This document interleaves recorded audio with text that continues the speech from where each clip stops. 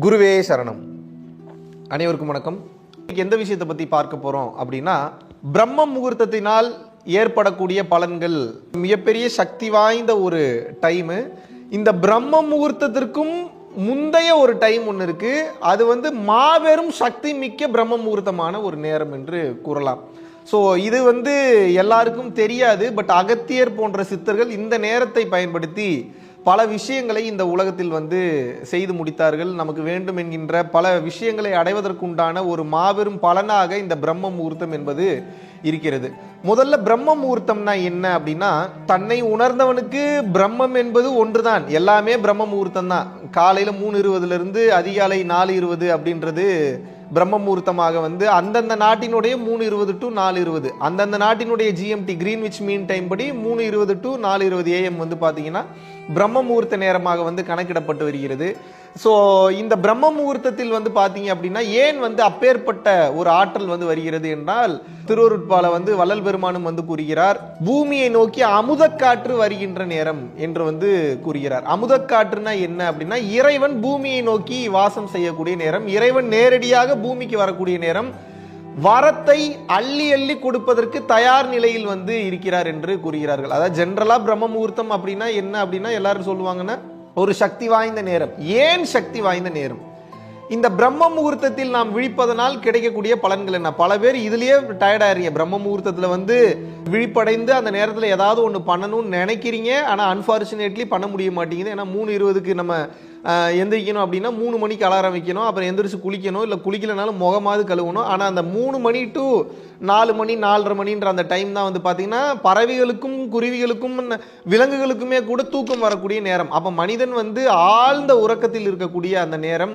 அந்த காலையில் 1 மணிலேருந்து 2 மணி அப்படின்றப்ப நைட்டு நம்ம சாப்பிட்ட அந்த எக்ஸஸான ஃபுட்டெல்லாம் செரிமானம் செய்து வயிறை தூயப்படுத்தக்கூடிய நேரம். ஸோ அந்த மாதிரியான நேரத்தில் பார்த்தீங்கன்னா நம்ம முழிச்சோம் அப்படின்னா வயிற்றுக்கு சில பிரச்சனைகள். அதனால தான் ஆல்ரெடி அந்த எடை குறைப்பு வீடியோவில் கூட சொல்லியிருந்தேன், 7 மணிக்குள்ளே சாப்பிடக்கூடிய பழக்கத்தை வளர்த்துக்குங்க. சைனீஸ் அப்படி தான் சாப்பிடுவாங்க. ஸோ அதனால தான் அவ்வளோ ஹெல்த்தியாக இருக்காங்க. அவங்க ஸ்கின் அவ்வளோ பவர்ஃபுல்லாக இருக்குது, அவ்வளோ ஹெல்த்தியாக இருக்குது, அவங்களுடைய சிந்தனையும் அவ்வளோ பாசிட்டிவாக இருக்குது. அந்த நாடு அப்பேற்பட்ட நிலையில் இருக்கிறது காரணம் அவங்களோட உணவு முறை, ஹாஃப் பாயில்டு குக்கிங் மெத்தடும், அதுபோக பார்த்தீங்கன்னா ஸ்ட்ரிக்டாக ஒரு சில விஷயங்கள் அவங்க செய்யக்கூடிய எக்ஸசைஸுமே அவங்களோட வாழ்க்கையில் மிக உயர்ந்த நிலைக்கு அவர்களை கொண்டு சென்று இருக்கிறது என்று கூறியிருந்தேன். ஏன்னா உடலையும் மனதையும் ரொம்ப பக்குவமான முறையில் சைனீஸ் மெயின்டைன் பண்ணுவாங்க. ஸோ அந்த வகையில் பார்க்கும்போது இந்த 3:20 to 4:20 சக்தி வாய்ந்த நேரமாக ஏன் கருதப்படுகிறது அப்படின்னா, பூமியினுடைய பாதி பகுதி இருளாகவும் பாதி பகுதி பார்த்தீங்கன்னா வெளிச்சமாகவும் இருக்கிறது. அப்புறம் மறுபடியும் இந்த 24 மணி நேரம் சுத்தினோன்னே மீண்டும் பார்த்தீங்கன்னா பாதி பகுதி இருளாகவும் மீதி பாதி பகுதி வெளிச்சமாகவும் இருக்கிறது. அப்போ இந்த பாதி பகுதி இருளாக இருக்கக்கூடிய அந்த தருணத்தில், அந்த சமயத்தில் பார்த்தீங்கன்னா இந்த அமுதக்காற்று என்பது பூமியை நோக்கி வருவதனாலும் மனிதனுடைய எண்ண அலைகள் அதிகமாக பயணம் செய்யாத காரணத்தினால, மேக்சிமம் எல்லாரும் தூங்கிட்டு இருக்கக்கூடிய டைம் அப்படின்னக்கூடிய காரணத்தினால எண்ண அலைகள் என்பது அதிகமாக ஓடாத நேரம். இப்போ ஒரு எக்ஸாம்பிளுக்கு இப்போ நான் உட்காந்து பேசிட்டு இருக்கேன்னா, இப்போ என்னோட எண்ணங்கள் ஒன்று ஓடிட்டு இருக்கு, இப்போ வீடியோ எடுக்கக்கூடியவரோட எண்ணம் ஒன்று ஓடிட்டு இருக்கு, கூட அவரோட அசிஸ்டன்டோட எண்ணம் ஒன்று ஓடுது, இன்னொருத்தர் இருக்கிறார் அவருடைய எண்ணம் இப்போவே இப்போ ஒரு 4 பேரோட எண்ணங்கள் ஓடிட்டு இருக்கு. இதே நாங்கள் 4 பேர் தூங்கிட்டு இருக்கோம்னு வச்சுக்கோங்க, டீப் ஸ்லீப் மேக்ஸிமம் நாங்கள் போயிடுவோம். எண்ணங்கள் பார்த்தீங்கன்னா சுத்தமாக இருக்காது. ஒரு சில பேருக்கு கனவுகள் வர்ற மாதிரி இருந்தால் கூட விழிப்பு நிலையில் இருக்கக்கூடிய எண்ண அலைகளை விட நம்மளுடைய தூக்க நிலையில் இருக்கக்கூடிய எண்ண அலைகள் மிக மிக மிக மிக மிக மிக குறைவானதாக இருக்கும். இதனால தான் beta state, alpha state, delta ஸ்டேட்னு சொல்லி இந்த மனிதனுடைய இருப்பு நிலைகளை பல்வேறு விதமாக வகைநிலைப்படுத்துகிறார்கள். அந்த வகையில் பார்க்கும்போது பிரம்ம முகூர்த்தத்தில் எண்ண அலைகள் அதிகமாக இல்லாத காரணத்தினாலும் உங்களுடைய மேனிஃபெஸ்டேஷனோட லெவல் ரொம்ப அதிகமாக இருக்கக்கூடிய காரணத்தினாலும் நீங்கள் அந்த 3:20 to 4:20 என்பது மிக உயர்ந்த நிலையில் அலர்ட் ஸ்டேஜில் இருக்கிறதுனாலையும், அலர்ட் ஸ்டேஜ்னா என்ன, ஒரு சப்கான்ஷியஸ் ஸ்டேட்டில் இருப்பீங்க. ஸோ அமுதக்காற்று என்பது பூமியை நோக்கி வரக்கூடிய காரணத்தினாலும் நீங்கள் அந்த நேரத்தில் அமர்ந்து எதை நினைத்து கொண்டே இருந்தாலும் அது சீக்கிரமாக நடப்பதற்குண்டான அந்த பாசிபிலிட்டிஸை உடனே பிரபஞ்சம் ஏற்படுத்தி கொடுக்கும். இப்போ உங்களுக்கு ஒரு டவுட் வரலாம், இப்போ பால்காரர் காலையில் 3 மணிக்கு எந்திரிக்கிறாரு, ஏங்க அவர் வாழ்க்கையே மாறல? பேப்பர் போடுறவர் 3 மணிக்கு எந்திரிக்கிறாரு, ஏங்க அவர் வாழ்க்கையே மாறல? அப்படி அல்ல. காலையில எந்திரிச்சு எதை நீங்கள் தொடர்ச்சியாக நினைத்து கொண்டே இருந்தாலும் பூமி வந்து அப்படியே கொண்டு வந்து கையில் கொடுத்துருன்னு சொல்ல மாட்டேன். நல்லா புரிஞ்சுக்கணும். இப்போ ஒரு எக்ஸாம்பிளுக்கு வந்து இப்போ எனக்கு ஒரு 10 கோடி ரூபா பணம் வேணும் அப்படின்னு வந்து நீங்கள் காலையில் உட்காந்து மெடிடேட் பண்ணுறீங்க, பரம்பொருள் யோகம் பண்ணுறீங்க, புருவ மத்தியத்தில் தொடர்ச்சியாக பிரார்த்தனை பண்ணுறீங்கன்னு வச்சுக்கோங்க. இப்போ நான் சராசரி மனிதனுக்கு சொல்கிறேன், அப்புறம் யோகிக்கு சொல்கிறேன். இப்போ ஒரு சராசரி மனிதன் வந்து இப்போ யோகம் தவன்லாம் தெரியாது, காலையில் எந்திரிச்சு உட்கார்றாரு, ஃபேஸ் வாஷ் பண்ணுறாரு 3:20 to 4:20 இல்லை வந்து குளிக்கிறாரு அப்படின்னா ஒரு சாமி படத்தை பார்த்துட்டு எனக்கு இது வேணும், எனக்கு 10 கோடி வேணும், 10 கோடி வேணும், 10 கோடி வேணும்னு சொன்னாலும் நடக்கும். புருவ மத்தியத்தில் நம்ம யோக பாதையில் வேண்டவங்க மாதிரி நம்ம பரம்பொருள் யோகம் பண்ணுறவங்க எப்படி வேண்டணுன்றது புருவ மத்தியத்தில் வேண்டணும்னு சொல்லி கொடுத்தோம். அப்படி வேண்டிங்கன்னா இன்னும் சீக்கிரம் நடக்கும்.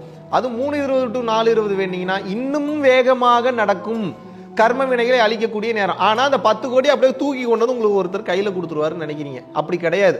அப்படியும் நடக்கும். அது எப்படிப்பட்டவங்களுக்கு நடக்கும் அப்படின்னா லட்சத்தில் ஒருத்தர் 2 பேருக்கு நடக்கும். அவர்கள் செய்த பாவ புண்ணிய தொடர்ச்சி, அவர்களுடைய ஜென்மாந்திர தொடர்பு, அவர்களுடைய முன்னோர்கள் ஆசீர்வாதம், குருமார்களுடைய அனுகிரகம், அவர்கள் செய்த புண்ணிய கணக்குகளின் அடிப்படையில் சும்மா ஒருத்தன் கொண்டு வந்து 10 கோடி கொடுத்தாலும் கொடுத்துருவான். ஆனால் பாருங்க, நம்ம ஏகப்பட்ட பிரச்சனைகளை வாழ்ந்துட்டு இருக்கக்கூடிய நாம், சரியான பாதைனா என்னன்னு தெரிந்து கொள்ளாமல் இருக்கக்கூடிய நாம் அப்படி கேட்டால் உடனே கிடைக்காது. அப்ப இந்த பிரபஞ்சம் என்ன பண்ணும்னா 10 கோடி சம்பாதிப்பதற்குண்டான ஆட்களை காட்டும், அந்த வாய்ப்புகளை ஏற்படுத்தி கொடுக்கும், அதற்குண்டான ஐடியாஸை கொடுக்கும், அதுக்குண்டான சிந்தனைகளையும் எண்ணங்களையும் கொடுக்கும். ஒரு பேப்பர் போடுறவர் 10 கோடி ரூபாய் வேணும்னு ஆசைப்படுறாருன்னா ரெகுலரா எனக்கு 10 கோடி வேணும், 10 கோடி வேணும், 10 கோடி வேணும்னு நினைக்கிறாருன்னா 10 கோடி சம்பாதிப்பதற்கு உண்டான அந்த எண்ணங்களை கொடுக்கும்.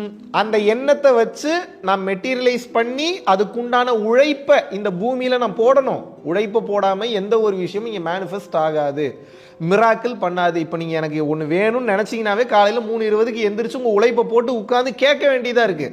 அப்போ நான் ஒரு 10 கோடி ரூபாய் பொருள் ரீதியாக அடையணும் அப்படின்னா அதற்குண்டான இந்த உடல் உழைப்பு, மன ரீதியான இன்வெஸ்ட்மெண்ட்டு, பண ரீதியான இன்வெஸ்ட்மெண்ட்டு இதெல்லாம் இருந்தால் தானே அதை நம்ம எளிமையாக அடைய முடியும். பல பேர் வந்து 10 கோடி வேணும்னு நினச்சி பல்வேறு முயற்சிகள் எடுத்தாலும் அடைய முடியறது இல்லை. ஆனால் பிரம்ம முகூர்த்தத்தில் உட்கார்ந்து நீங்கள் வேண்டுதல் வைக்கும் போதோ, தொடர்ச்சியாக கேட்டுக்கொண்டே இருக்கும் போதோ, ஏதோ ஒரு தியானம் செய்து இப்போ பரம்பொருள் யோகத்தை வந்து வெளிப்படையாக வெளியிட்டு இருக்கோம், அதில் சொல்லியிருக்கிற மாதிரி நீங்கள் வேண்டுதல் வேண்டும் போதோ நடக்க வேண்டியது சீக்கிரமாக எளிமையாக நடக்கும். ஆனால் அப்படியே மெட்டீரியலாக 10 கோடியை கொண்டு வந்து கையில் கொடுக்காது, கூரையை பிச்சுட்டு விழுகாது. உங்களுக்கு எப்படி கிடைக்கும் அப்படின்னா ஐடியாவாக கிடைக்கும். அதை நீங்கள் தான் மெட்டீரியலைஸ் பண்ணிக்கணும். அதை மெட்டீரியலைஸ் பண்ணும்போது சீக்கிரமாக அது உங்களுக்கு நடந்து முடியும். ஸோ இந்த பிரம்ம முகூர்த்தம் என்பது மிகவும் சக்தி வாய்ந்த ஒரு நேரமாக கருதப்படுகிறது. அந்த காலத்தில் ராஜாக்கள் வந்து வேற ஒரு ராஜாக்களை வீழ்த்துவதற்கு பிரம்ம முகூர்த்தத்தில் எழுந்து அமர்ந்து சில யாகங்களை, சக்தி வாய்ந்த யாகங்களை வந்து செய்தார்கள். ஒரு குடும்ப நலனுக்காக, குடும்ப விருத்திக்காக, ஒரு வீட்டுக்கு பூஜை போடுறதுக்காக அந்த காலத்தில் இருந்த நமது முன்னோர்கள்லாம் வந்து பார்த்தீங்கன்னா இந்த பிரம்ம முகூர்த்தம் 3:20 to 4:20 வந்து பயன்படுத்தினாங்க. அகத்தியர் பயன்படுத்திய சக்தி வாய்ந்த, மிக மிக சக்தி வாய்ந்த பிரம்ம முகூர்த்தம் எது அப்படின்னு வந்து கேட்டீங்கன்னா மிட் நைட் 12 மணி to 1 மணி. ரொம்ப ரொம்ப சக்தி வாய்ந்த டைம். யாராவது ஒருத்தர் இன்னும் உயர்ந்த நிலையை நான் அடைய வேண்டும், 3:20 என்னால் எந்திரிக்க முடியலன்னு நினைக்கிறவங்க, ஸோ நீங்கள் வந்து இப்போ நான் ஆல்ரெடி ஹெல்த் நல்லா இருக்கிறதுக்கு 9 மணிக்குள்ளே தூங்கிருங்கன்னு நம்ம சொல்கிறோம். 9 மணிக்குள்ளே தூங்கிட்டா நான் எப்படிங்க 12 மணிக்கு எந்திரிக்கிறது? மறுபடியும் நீங்கள் 12 மணிக்கு எந்திரிச்சு உட்காந்து மெடிடேஷனோ இல்லை உங்களுக்கு வேணுங்கிறத நீங்கள் மேனிஃபெஸ்ட் பண்ணிட்டோ இல்லை பிரார்த்தனை செய்தோ இல்லை விளக்கு தியானமோ பண்ணி தொடர்ச்சியாக என்ன வேணுமோ அதை நீங்கள் வந்து சாண்ட் பண்ணினாலோ கேட்டிங்கனாவோ கிடைக்கும். மறுபடியும் தூங்குறதுனாலும் தூங்கிக்கலாம், தப்பில்லை. 3:20 to 4:20 நிறைய பேர் எந்திரிக்கணும்னு நினைக்கிறீங்க, எந்திரிக்க முடியறதில்ல. ஒரு சில பேர் கஷ்டப்பட்டு எந்திரிச்சிடுறீங்க, எந்திரிச்சதுக்கப்புறம் தூங்கிடலாமான்னு கேட்குறீங்க, தப்பு இல்லை. மறுபடியும் தூக்கம் வந்தால் தூங்கிக்கங்க. இல்லை தூங்காமல் உட்காரக்கூடிய லெவலுக்கு பழகிட்டீங்கனாலும் சூப்பர். இப்போ நிறைய பேர் வந்து மாட்டில் வந்து பால் கறக்குறாங்க, பால் பண்ண வச்சுருக்காங்க. அவங்க எந்திரிக்கிறது 2 மணிக்கு எந்திரிப்பாங்க, ஆனால் ஹெல்த்தியாக தான் இருக்குது பாடி. எப்படி அந்த உடம்பு வந்து பழகி விட்டது. ஆனால் இந்த சிட்டி லைஃப்பில் இருக்கக்கூடிய பல பேர்னால இதை வந்து ஃபாலோ பண்ண முடியறதில்ல. மேட்ரு என்ன அப்படின்னா அந்த நேரத்தில் எழுந்து அமர்ந்து உங்களுக்கு வேணுங்கிறத மேனிஃபெஸ்ட் பண்ணணும், பிரார்த்தனை பண்ணணும், மெடிடேட் பண்ணணும். எப்படி பண்ணணும், என்ன பண்ணணுன்றதை நீங்கள் முடிவு பண்ணிக்கங்க. யோக முறையில் பண்ணணுன்றவங்க பரம்பொருள் யோகத்தை பண்ணிட்டு அதுக்கப்புறம் பண்ணீங்கன்னா இன்னும் சக்தி வாய்ந்த ரிசல்ட்ஸை அதை நிச்சயமாக உங்களுக்கு கொடுக்கும். பொருளாதார ரீதியாகவும் பலன் அடையலாம், அருளுலக ரீதியாகவும் பலன் அடையலாம். வேண்டும் என்கின்ற அனைத்தையும் வந்து இது உங்களுக்கு கொடுக்கும். ஆல்ரெடி ஒரு 3 வருஷத்துக்கு முன்னாடி இந்த பிரம்ம முகூர்த்தத்தை பற்றி வீடியோ போடும்போது என்ன அப்படின்னா ரொம்ப அசால்ட்டாக போட்ட வீடியோ, ஆனால் ஒரு 2 மில்லியன் வியூஸ் மேலே போயிடுச்சு. அது இப்போ 3 மில்லியன் வியூஸ் வந்து தொடப்போகுது. நான் சொல்கிறது ஒரு 2.5 வருஷத்துக்கு முன்னாடியே காரை ஓரமாக நிப்பாட்டு ரொம்ப பசி உட்காந்து வந்து ஒரு ஹோட்டலில் வந்து சாப்பிட்றக்காக போனால் அப்போ திடீர்னு ஒருத்தர் வந்தார். பிரதர் நீங்கள் யார் என்ன ஏதுன்னு உங்களுக்கு தெரியாது. ஒரு நாள் வந்து என் ஃபோன் எடுத்து ஒர்க் பண்ணிட்டு இருந்தேன். அப்போ யூடியூப்பில் உங்கள் வீடியோ பாப்பப் ஆச்சு. ஸோ ரெக்கமெண்ட் பண்ணிச்சு. ஏதோ பிரம்ம முகூர்த்தத்தினால் 70 நாள் நடக்கும் மிராக்கிள்ஸ் அப்படின்னு வந்து போட்டிருந்தீங்க. சரி என்னதான் பேசுறான்றக்கா பார்த்தேன். அன்னைக்கு ஒரு நாள் பார்த்தா ரொம்ப நல்லா பேசியிருந்தீங்க. நான் உங்களோட ஃபாலோவர்லாம் கிடையாது, அந்த ஒரு வீடியோ தான் பார்த்தேன். அதுக்கப்புறம் எந்த வீடியோ நான் பார்க்கல. ரொம்ப வெளிப்படையாக பேசினார். காலையில் எந்திரிச்சு சரி நீங்கள் சொல்கிற மாதிரி பண்ணுவோமேன்னு சொல்லிட்டு என்னால் தீர்க்க முடியாத ஒரு பிரச்சனை, என்னோட குடும்பமே வந்து நடுத்தருக்கு வரக்கூடிய ஒரு பிரச்சனை, ஒரு பெரிய ப்ராப்ளமில் வந்து நான் மாட்டிக்கிட்டேன், ஒரு பெரிய சட்ட சிக்கலில் வந்து நான் சிக்கிக்கிட்டேன். அதுக்கு பணமும் எனக்கு கிடையாது, அதுலேருந்து எப்படி வெளியே வரேன்னு தெரியாது. அதில் நான் வெளியே வரக்கு சான்ஸே இல்லை. கண்டினியூவாக ஒரு 10 நாள் நீங்கள் சொன்ன மாதிரியே நான் வந்து விளக்க பொருத்தி வச்சு உட்காந்து மெடிடேட் பண்ணேன். ஸோ வந்து புருவ மத்தியத்தில் வந்து நான் வந்து பிரார்த்தனை பண்ணேன். பிரார்த்தனை செய்தவுடன் எனக்கு அந்த பிரச்சனை மிராக்கிளாக காணாமல் போயிடுச்சு. உண்மையாகவே நீங்கள் சொன்ன மாதிரி என் லைஃப்பில் வந்து மிராக்கிள் நடந்துருச்சு. ரொம்ப ரொம்ப நன்றி பிரதர்ன்ட்டு கிளம்பிட்டார். இந்த மாதிரி இந்த மாதிரி வந்து பார்த்தீங்கன்னா பல மேட்ரு, பல விஷயம், பல்லாயிரக்கணக்கான அனுபவங்கள் வந்து பிரம்ம முகூர்த்தத்தில் வந்து எழுந்து அமர்ந்து தியானம் செய்வதால் நடந்திருக்கிறது. பல்வேறு விதமான நோய்கள் வந்து குணமாகி இருக்கிறது. பல்வேறு விதமான பிரச்சனைகள், உடல் சார்ந்த மனம் சார்ந்த பிரச்சனைகள் வந்து குணமாகி இருக்கிறது.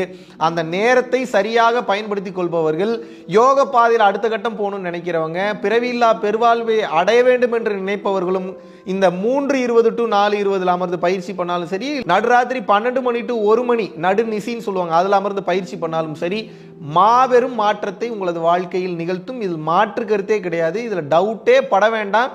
4 கிழமையெல்லாம் கடந்தவங்களுக்கு, ஞான நிலையில் இருக்கிறவங்களுக்கு 24 மணி நேரமும் பிரம்ம முகூர்த்தம் தான். ஏன்னா அவங்க பிரம்ம நிலையிலேயே இருப்பாங்க. சராசரி மனித வாழ்க்கையை வாழ்ந்து கொண்டு இருப்பவர்கள் இந்த நேரத்தை பயன்படுத்தி மிக சக்தி வாய்ந்த அரிய பெரிய காரியங்களை உங்களால் எளிமையாக 200% சாதித்துக் கொள்ள முடியும். சந்தேகம் இல்லாமல் செய்யுங்கள். உங்க வாழ்க்கையில என்ன பிரச்சனைனாலும் பிரம்ம முகூர்த்தத்தில் உட்காருங்க. 100% அல்ல 200% ரிசல்ட் இருக்கும். நன்றி, வணக்கம்.